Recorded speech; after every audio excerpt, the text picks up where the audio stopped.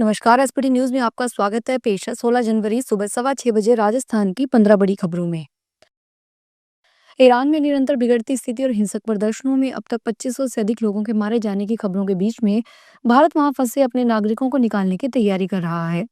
Media report के अनुसार Iran में बदलती स्थिति को देखते हुए विदेश मंत्रालय उन भारतीय नागरिकों की स्वदेश वापसी को सुगम बनाने की तैयारी कर रहा है जो स्वदेश लौटना चाहते हैं। ईरान में अभी लगभग 10,000 भारतीय नागरिक रह रहे हैं, जिनमें से करीब 3,000 मेडिकल छात्र हैं, जबकि लगभग 4,000 धार्मिक सेमिनरी के छात्र हैं। राजस्थान की पूर्व सीएम वसुंधरा राजे ने कहा, मैं चलती रही उम्र भर दुआओं के साथ, पांव के छाले कभी मेरी राह को रोक नहीं पाए। जब सांसद थी तब पद यात्रा करती थी, पांवों में छाले पड़ जाते थे तो उन्हें पिन से फोड़कर आगे बढ़ जाती थी। पूर्व सीएम गुरुवार को झालावाड़ के उन्हेल में जनसभा को संबोधित कर रही थी। पूर्व सीएम ने सांसद दुष्यंत सिंह की आशीर्वाद यात्रा को रवाना किया। राज्य ने कहा कि ये पद यात्रा इस क्षेत्र की उन्नति, विकास और आपके विश्वास की यात्रा है। ज्यादातर नेता चुनाव के समय आते हैं और चुनाव जीतकर चले जाते हैं, पूरे 5 साल एसी में रहते हैं, पर हम ऐसा नहीं करते। हम हमारे क्षेत्र को परिवार मानते हैं। मध्य प्रदेश की टांडा गैंग अपने गूगल पर पोस्ट कॉलोनियों को सर्च करती थी, फिर रैकी करके चोरी की योजना बनाती और वारदात को अंजाम देती थी।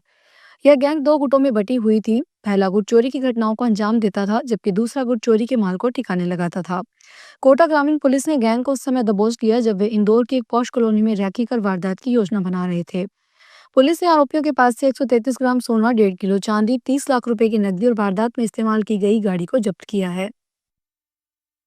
जयपुर में कांग्रेस नेताओं ने विशेष गहन पुनरीक्षण प्रक्रिया में कथित गड़बड़ियों को लेकर मुख्य निर्वाचन अधिकारी नवीन महाजन से मुलाकात की। प्रतिनिधिमंडल में पीसीसी अध्यक्ष गोविंद सिंह डोटासरा, उपनेता प्रतिपक्ष रामकेश मीणा और चीफ व्हिप रईफ खान शामिल रहे। कांग्रेस ने आरोप लगाया है कि एसआईआर के दौरान कांग्रेस समर्थक मतदाताओं के नाम मनमाने और पक्षपातपूर्ण तरीके से काटे जा रहे हैं। नेता टीकाराम जूली ने दावा किया है कि जितने मतों से वे जीते हैं उतने ही वोट काट लिए गए। कांग्रेस ने बीएलओ पर दबाव बनाने के आरोप लगाए हैं और सरकारी दफ्तरों के सीसीटीवी फुटेज जब्त कर उच्च स्तरीय जांच की मांग की है। राजस्थान में तेज सर्दी का दौर जारी है। जयपुर और बीकानेर संभाग के उत्तरी भाग और शेखावटी क्षेत्र के कुछ हिस्सों में न्यूनतम तापमान 4 डिग्री सेल्सियस से नीचे रिकॉर्ड किया गया। प्रदेश के कई इलाकों में शीतलहर और अतिशीतलहर की स्थिति बनी हुई है। मौसम विज्ञान केंद्र जयपुर के अनुसार एक कमजोर पश्चिमी विक्षोभ के प्रभाव से 17 और 18 जनवरी को राज्य के उत्तरी व पश्चिमी हिस्सों में कहीं कहीं आंशिक बादल छाने की संभावना है। विभाग ने बताया कि सिस्टम के असर से अगले 48 घंटों में न्यूनतम तापमान में 2 से 3 डिग्री की बढ़ोतरी हो सकती है और शीतलहर से कुछ राहत मिलने की उम्मीद है। रावतबाड़ा में श्रीपुरा के पास प्रस्तावित ब्रह्मानी नदी बांध पर अब केवल एक परियोजना नहीं बल्कि ग्रामीणों के अस्तित्व और आजीविका का सवाल बन गया है। गुरुवार को लोठियाना, धागमन कल्ला, धांगरमऊ खुर्द, सुखपुरा, श्रीपुरा और खुमानगंज समेत आसपास के गांव के सैकड़ों ग्रामीण करीब 5 ट्रैक्टर ट्रालियों व अन्य वाहनों में सवार होकर एसडीएम कार्यालय पहुंचे। ग्रामीणों ने प्रशासन के खिलाफ जोरदार नारेबाजी करते हुए जिला कलेक्टर के नाम तहसीलदार विवेक गरासिया को ज्ञापन सौंपा और 2 टूक शब्दों में चेतावनी दी कि हमें हक चाहिए, आश्वासन नहीं। राजस्थान के जोधपुर, बीकानेर, धौलपुर में घी कारोबारियों के यहाँ ईडी की टीम ने छापा मारा। जोधपुर में मलानी डेयरी कारोबारी के 5 अलग अलग ठिकानों पर यह कार्रवाई चल रही है। कार्रवाई व्यवसायी घनश्याम सोनी और उससे जुड़ी फर्मों पर की जा रही है।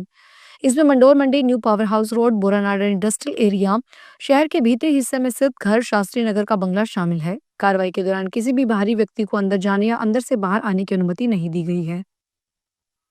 धौलपुर के सरमथुरा उपखंड क्षेत्र में वनकर्मी जितेंद्र शेखावत की मौत के बाद वन विभाग की ओर से अवैध खनन के विरुद्ध चलाए जा रहे संयुक्त अभियान के तहत वनखंड मदनपुर में अवैध खनन में शामिल हाइड्रा मशीन को जब्त किया गया है। वन विभाग की ओर से हाइड्रा मशीन जब्त करने के बाद कचपुरा के ग्रामीणों ने विरोध जताते हुए गांव में वन विभाग की टीम पर घेरकर पथराव किया। वन विभाग की टीम पथराव होता देख जान बचाकर भाग गई। ग्रामीणों के पथराव कर वन विभाग की गाड़ियों के शीशे तोड़ दिए। सीकर के 8 युवाओं को रूस में नौकरी लगवाने के नाम पर 21,59,000 रुपए की ठगी का मामला सामने आया है। कोतवाली थाना पुलिस ने चंडीगढ़ की फर्म सुरभि व प्रवीण छलिया के खिलाफ मामला दर्ज कर लिया है। पीड़ित का आरोप है कि फर्म ने उनसे रुपए तो ले लिए, लेकिन जब वे बार बार विदेश जाने के लिए कहने लगे तो आरोपियों ने पहले 5 लोगों को विदेश भेज दिया। हालांकि उन्हें 1 महीने बाद ही वापस भेज दिया गया। जब पीड़ितों ने अपने रुपए वापस मांगे तो आरोपियों ने टालमटोल करके रुपए देने से मना कर दिया। कोतवाली थाना पुलिस ने मामले की जाँच शुरू कर दी है। उदयपुर शहर में डिजिटल अरेस्ट का एक और मामला सामने आया है। इसमें रिटायर्ड अध्यापिका और उनके पति को 15 दिन तक डिजिटल अरेस्ट कर ठगों ने 71 लाख रुपए ठग लिए। पीड़ितों ने ठगी होने के 9 दिन बाद पुलिस की मदद ली। अब साइबर पुलिस जांच में जुट गई है। जानकारी के अनुसार अहिंसापुरी निवासी शशि जैन और उनके पति सुभागमल जैन के साथ ठगी की यह वारदात हुई। 22 दिसंबर को उनके पास फोन आया। उसमें बताया गया कि आपका एक बैंक अकाउंट मिला है जिसमें बड़ी राशि इधर से उधर की गई है, जो जेट एयरवेज से जुड़े नरेश गोयल स्कैम की है। ऐसे में स्कैम में आपका नाम भी आ रहा है। जयपुर में 3 साल हीरापुरा बस टर्मिनल्स को शुरू किया जा रहा है। आज 16 जनवरी से शहर को नए साल पर नए बस स्टैंड की सौगात मिलेगी। राजस्थान राज्य बस टर्मिनल विकास प्राधिकरण की ओर से तैयारियां पूरी कर ली गई है। हीरापुर बस टर्मिनल से अजमेर की ओर से जाने वाली बसों का संचालन किया जाएगा।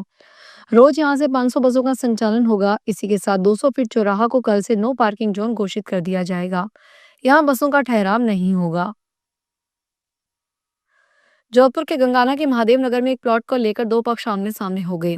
प्लॉट को लेकर पाकिस्तान विस्थापित एक भील परिवार और मुस्लिम समुदाय के एक व्यक्ति अपना अपना दावा जताया। इसने एक बार तनाव की स्थिति बनी, लेकिन पुलिस प्रशासन ने मौके पर पहुंचकर स्थिति को संभाल लिया। बोरानाडा थाना अधिकारी शकील अहमद ने बताया कि बोरानाडा की गंगाना में पप्पू खां के नाम से एक प्लॉट का पट्टा बना हुआ था और इसका 10 साल से कब्जा चल रहा था।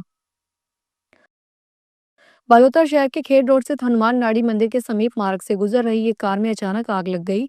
चालक ने कूदकर जान बचाई। प्रत्यक्षदर्शियों के अनुसार शाम करीब 6:30 बजे चालक कार लेकर मार्ग से गुजर रहा था। तभी कार के इंजन के हिस्से में धुआं उठता दिखाई दिया। इससे पहले कि वह कुछ समझ पाता, आग ने विकराल रूप धारण कर लिया। देखते ही देखते कार आग की चपेट में आ गई। युवक ने सूझबूझ का परिचय देते हुए जल्दी कार से कूदकर अपनी जान बचा ली। जोधपुर के शेरगढ़ के तेना ग्राम पंचायत क्षेत्र में वन विभाग के इलाके में अचानक आग लग गई। आग 11 केवी बिजली लाइन में शॉर्ट सर्किट के कारण लगी। आग लगभग 500 मीटर की परिधि में फैल गई। वन विभाग के क्षेत्र में सूखी घास अधिक होने के कारण आग तेजी से फैली। घटनास्थल के समीप एक प्रजापत परिवार में बारहवीं की रस्म आयोजित थी, जिसमें लगभग 200 से 250 लोग मौजूद थे। आग की सूचना मिलते ही कार्यक्रम स्थल पर मौजूद ग्रामीण तुरंत मौके पर पहुंचे। उन्होंने नीम और अन्य झाड़ियों की टहनियों से आग बुझाने का प्रयास शुरू किया। करीब 100 से 150 लोगों ने एकजुट होकर आग को आगे बढ़ने से रोका। नागौर के खींवसर उपखंड क्षेत्र में ग्राम लावावास में पिछले लंबे समय से लगातार 9 घंटे तक बिजली कटौती से परेशान है। इसे लेकर ग्रामीणों ने गुरुवार को स्थानीय प्रशासन के विरुद्ध मोर्चा खोलकर हुए तहसीलदार सुरेश खींवसर को ज्ञापन सौंपा। ग्रामीणों ने दो टूक चेतावनी दी है कि यदि जल्द ही बिजली आपूर्ति सुचारू नहीं की गई तो ग्रामीण उग्र आंदोलन के लिए मजबूर होंगे। वर्तमान में स्कूली बच्चों की परीक्षाएं नजदीक है। ऐसे में रात भर बिजली नहीं रहने के कारण छात्र दीपक या मोमबत्ती की रोशनी में पढ़ने को मजबूर हैं। ग्रामीणों के अनुसार रात्रि में बिजली गुल रहने से चोरी की वारदात का भय बना रहता है और साथ ही आवश्यक घरेलू कार्य भी ठप हो जाते हैं। तो ये थी राजस्थान की 15 बड़ी खबरें। अगर आपको हमारा बुलेटिन पसंद आया हो तो वीडियो को लाइक करें, अपने दोस्तों से शेयर करें और चैनल को सब्सक्राइब करना ना भूलें। फिर मिलेंगे नई खबरों के साथ। धन्यवाद।